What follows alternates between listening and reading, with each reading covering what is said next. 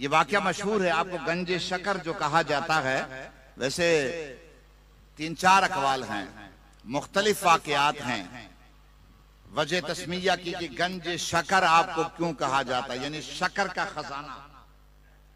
गंज शकर का माना है शकर का खजाना। तो आपको गंज शकर क्यों कहा जाता है? तो उसकी एक वजह मशहूर ये है कि आपकी वालिदा माजिदा ने फरमाया बेटा नमाज पढ़ो। बिल्कुल आप बच्चे थे, अभी छोटे थे, आप पर नमाज फर्ज नहीं थी, बिल्कुल छोटे थे। आजकल तो फिक्र ये होती है ना कि बच्चा दुनियावी तालीम हासिल कर ले, बच्चा स्कूल पढ़ ले और बच्चा अंग्रेजी सीख ले, बच्चा मुख्तलिफ फनून सीखे, दुनिया कमाने के तरीके सीख ले, कस्ब और माश के तरीके सीखे।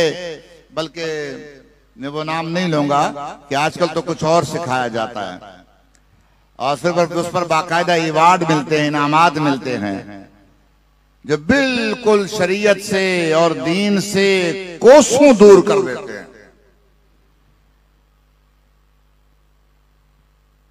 मगर एक वो वालिदा भी थी कि बेटे से फरमाया बेटा नमाज पढ़ो फरीद। ये फरीद आपका नाम नहीं है, आपका नाम मसऊद है। फरीदुद्दीन और गंज शकर आपके अलकाब हैं और ये अलकाब इतने मशहूर हो गए कि नाम आपका कम लोगों को याद है, अलकाब ज्यादा याद है। बेटा मसूद नमाज पढ़ा करो। तो नमाज पढ़ने लग गए। अब वालिदा ने सोचा कि अब इसकी आदत पक्की करानी है नमाज की। किस चीज की आपसे पूछ रहा हूं, किस चीज की? अल्लाह ताला हर किसी को ऐसी मां अता फरमाए और हर बेटे को फरीद का गुलाम बनाए। तो फिर सुभान अल्लाह, माँ भी शान वाली, बाप भी शान वाला और वो बेटा भी हमेशा फरमाबरदार रहेगा इंशाअल्लाह। तो फिर क्या तरीका इजाद किया? रोजाना आप शक्कर लेती थी, पुड़िया बनाती थी, मुसल्ले के नीचे रखती थी और फरमाने लगी बेटा मसूद, जो नमाज पढ़ता है ना उसको मुसल्ले के नीचे से शक्कर मिलती है। हजरत बाबा फरीद गंज शकर रहमतुल्लाह अलैह ने नमाज पढ़ ली और मुसल्ला उठाया तो नीचे शक्कर वाकई मौजूद है। पुड़िया खोली और शक्कर खा ली। बस आप रोजाना इस तरह वालिदा एक दिन नहीं, रोजाना 5 वक्त की नमाज में, रोजाना इंतजार में नमाज का वक्त आए, मैं अपने बेटे के लिए मुसल्ले के नीचे पुड़िया रख दूं शक्कर की।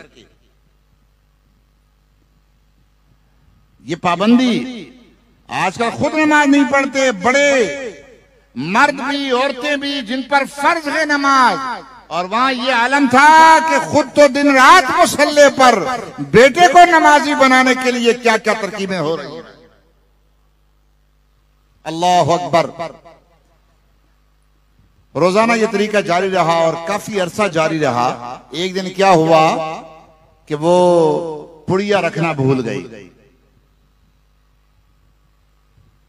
बड़ी फिक्र लायक हो गई कि आज तो अगर वाकई शक्कर नहीं मिली ना तो फिर तो फरीद ने कहना है कि अम्मी जान शक्कर तो मुझे नहीं मिली, फिर क्या बनेगा। खैर नमाज के बाद पूछा बेटा नमाज पढ़ ली? जी अम्मी नमाज भी पढ़ ली और शक्कर भी खा ली। बड़ी हैरान रह गई। तो फिर समझ गई कि इस फर्जंद की, इस शहजादे की गैब से मदद हो रही है, इसकी तरबियत गैब से हो रही है और हमेशा अल्लाह ताला की रहमत इसकी तरफ मुतवज्जे, गैब से इसकी तरबियत हो रही है। अब मुझे फिक्र करने की कोई जरूरत नहीं। अल्लाह अकबर। ये उसके बाद फिर वालिदा कहती थी शक्करबार शक्करगंज। एक वजह तस्मिया ये है इस तरह वालिदा ने आपको नमाजी बनाया। नमाजी तो थे ही, लेकिन सदका जारिया बने अपनी वालिदा माजिदा के लिए। उनकी मेहनत, उनकी तबलीग, उनकी मुशक्कत, उनकी सही और उनकी तरबियत यकीनन उनके लिए सदका जारिया और आज तक है और सुबह कयामत तक ये सदका जारिया रहेगा। काश कि आज भी ऐसी माएं हों, ऐसे बाप हों। मेरे भाइयों, मां होती है उम्मुल खैर फातिमा। क्या नाम लिया मैंने? ये नाम याद रखा करें अपने बुजुर्गों की और अपनी बुजुर्ग माओं की। मां है उम्मुल खैर फातिमा, बेटा है 10 साल का कमोबेश और घर से निकलता है, अम्मी जान मुझे इजाजत दो, मैंने इल्म दीन के लिए सफर करना है। आपकी तवज्जो चाहूंगा, जब आप सुनेंगे तो फिर इंशाअल्लाह आपका ईमान ताजा होगा। तो मां पता है क्या कहती है? मां कहती है बेटा ठीक है, इजाजत है, 40 दिरहम कमीज के अंदर से सी दिए और वो देकर कहा बेटा एक बात मेरी याद रखना, आज के बाद इस दुनिया में मेरी और आपकी मुलाकात नहीं होगी, अब जन्नत में मुलाकात होगी। एक बात मेरी याद रखना बेटा कि झूठ कभी भी मत बोलना। कहो ना यार सुभान अल्लाह। यार अगर आप सो गए हैं तो फिर मैं भी छोड़ देता हूं तकलीफ, मैं भी जाके सो जाता हूं। कहो जोर से सुभान अल्लाह। बेटा झूठ कभी भी मत बोलना। आप काफिले के साथ चले, आप समझ तो गए होंगे लेकिन मैं नाम बाद में बताऊंगा। आप काफिले के साथ चले और काफिला एक इलाके से गुजर रहा है, वहां डाकुओं ने पकड़ लिया, पूरे काफिले वालों को लूट लिया। लोग माल छुपाने में लगे हुए, किस तरह माल बच जाए, कुछ न कुछ बच जाए। और शहजादा हसनी हुसैनी फरजंद, अली का लाडला, नबी पाक का नवासा खड़ा है। पूछा शहजादे तेरे पास कुछ है? हाँ है मेरे पास, ये है ना सदरी के नीचे अंदर। वो समझे शायद मजाक कर रहा है। दूसरा आया, उसने पूछा यही कहा। तीसरा आया, उसने भी यही कहा। आखिरकार वो ले गए अपने सरकना के पास। बाकी सबको तो लूट लिया, लेकिन ये एक शहजादा है। साहबजादे से हम बार बार पूछते, वो कहते हैं कि यहां मेरे पास है, माल है। उसने कहा खोल के देख लो। देखा तो वाकई 40 दिरहम या दीनार थे। उस सरगने ने पूछा बता बेटा आपने छुपाया क्यों नहीं? अगर ना बताते तो हमें पता ना चलता। आपने फरमाया असल बात यह है कि मेरी मां ने घर से रुखसत करते वक्त हुक्म दिया था, फरमाया था बेटा अब्दुल कादिर कभी झूठ मत। यह है मेरे आपके गौसे आजम, पीरे पीरा, मीरे मीरा, शाह जीला, पीराने पीर, दस्तगीर, रोशन जमीर, कुत्ब रब्बानी, गौसे समदानी, महबूब सुबहानी, किंदील नूरानी, शहबाज़ मकानी, अश-शेख अबू मोहम्मद मुहियुद्दीन अब्दुल कादिर जीलानी रज़ियल्लाहु ताला अन्हु।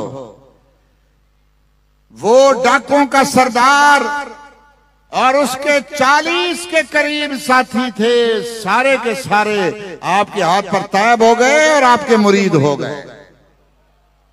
मां उम्मुल खैर फातिमा हो तो बेटा गौस से आज़म बनता है। मां अल्लाह की वलिया और सालिहा, मुत्तकिया और परहेजगार हो तो बेटा कुतुबुल मिल्लत व दीन बनता है।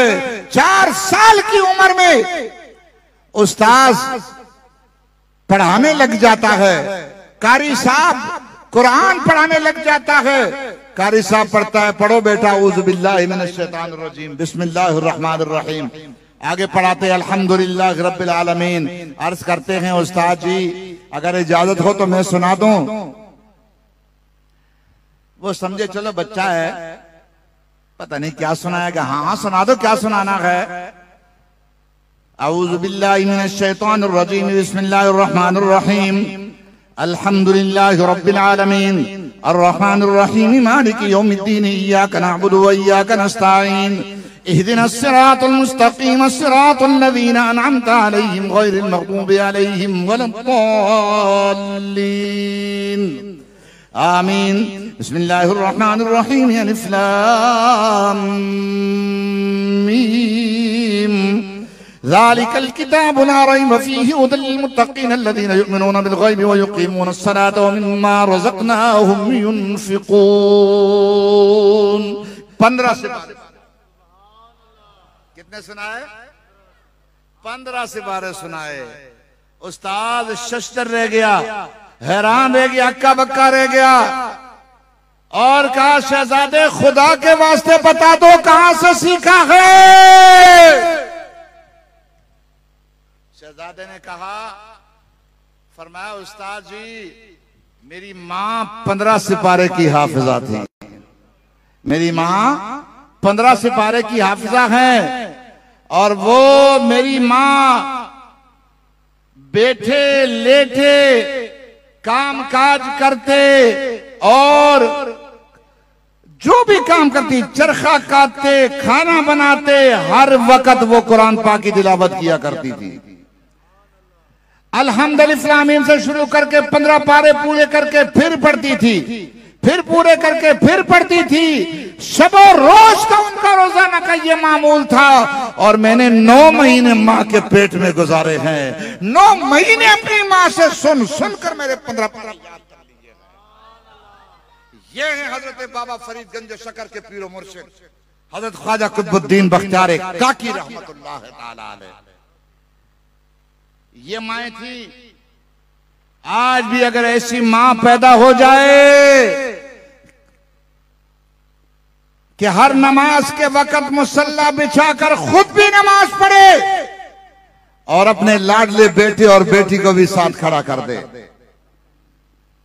और नमाज की तलकीन करे, नमाज सिखाए, बाप अपने बाहर बेटे की उंगली पकड़कर मस्जिद ले जाए तो खुदा की कसम ये बेटा इंशाअल्लाहुल अज़ीज़, अक्सर की मैं बात कर रहा हूं, ऐसा हो नहीं सकता, कोई ना कोई बदबख्त होगा तो होगा, वरना इंशाअल्लाहुल अज़ीज़ ये बेटा अल्लाह का भी फरमानबरदार होगा, मुस्तफा का भी पैरोकार होगा और अपने माँ बाप का भी फरमानबरदार बनेगा।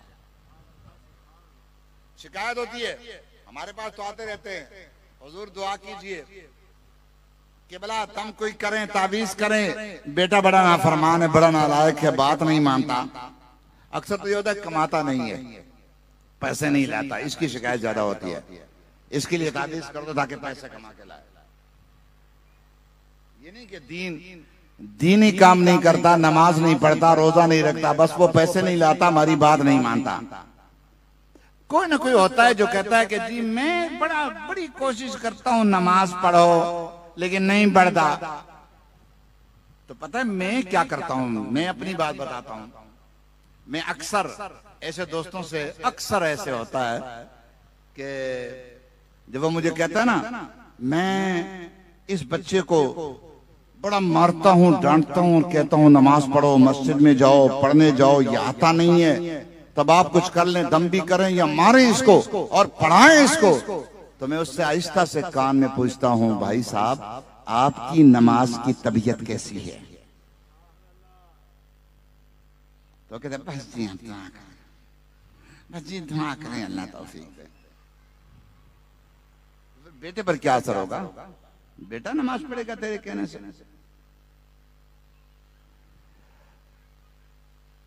ओ भाई आपके बेटे पर नमाज फर्ज नहीं है जब तक वो बालिग ना हो।